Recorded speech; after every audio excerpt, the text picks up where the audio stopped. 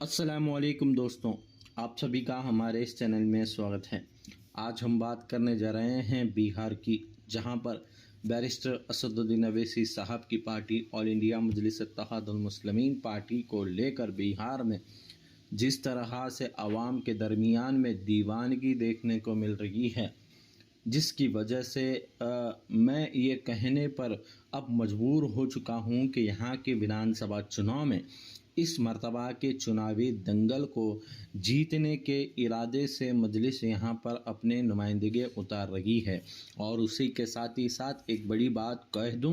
कि इस मर्तबा के विधानसभा चुनाव में बैरिस्टर असदुद्दीन अवैसी साहब की पार्टी के बिना यहाँ पर किसी की भी सरकार नहीं बनेगी, ये तो तय है। अब मैं बात करूं राहुल गांधी और तेजस्वी यादव की यात्रा की, जो वोटर अधिकार यात्रा थी वो जहां से भी गुजर रही थी, वहां पर मजलिस इत्तेहादुल मुस्लिमीन पार्टी के चाहने वाले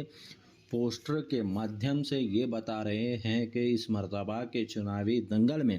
अगर बैरिस्टर असदुद्दीन अवैसी साहब को गठबंधन में शामिल नहीं किया गया तो वो इस मर्तबा के चुनावी दंगल को जीतने के लिए मुस्लिम समाज के वोट का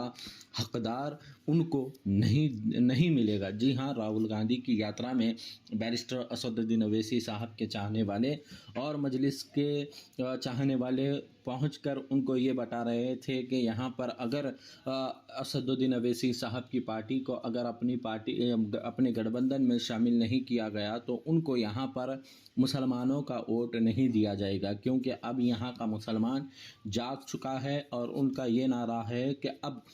गठबंधन नहीं तो वोट नहीं का नारा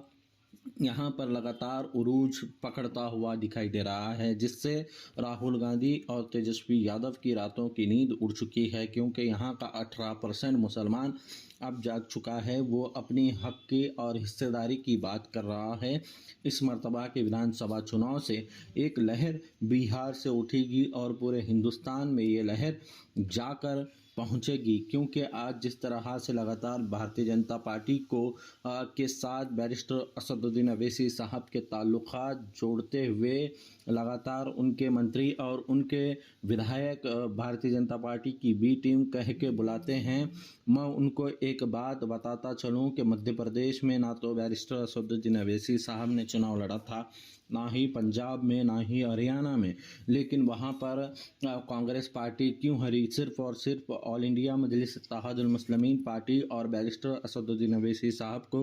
बदनाम करने की ये साजिशें उनकी तौर से की जा रही है। लेकिन बिहार की जनता अब समझ चुकी है, बिहार की आवाम ये जान चुकी है कि इस मर्तबा के चुनावी दंगल को अगर राहुल गांधी और तेजस्वी यादव को अगर जीतना है तो वो मजलिस इत्तेहादुल मुस्लिमीन पार्टी के साथ कंधे से कंधा मिलाकर चलना होगा। इससे कबल 2020 के चुनावी दंगल में कांग्रेस पार्टी ने बिहार में 70 सीटों पर अपने नुमाइंदगी उतारे थे, जिसमें से सिर्फ और सिर्फ राहुल गांधी की पार्टी को 19 सीटों पर यहाँ पर कामयाबी हासिल हुई थी। लेकिन इस मर्तबा जिस तरह से मजलिस का पिछले मर्तबा प्रभाव रहा था, उन्होंने 5 सीटों पर यहाँ पर अपनी बड़ी जीत दर्ज की थी। ये बात राहुल गांधी और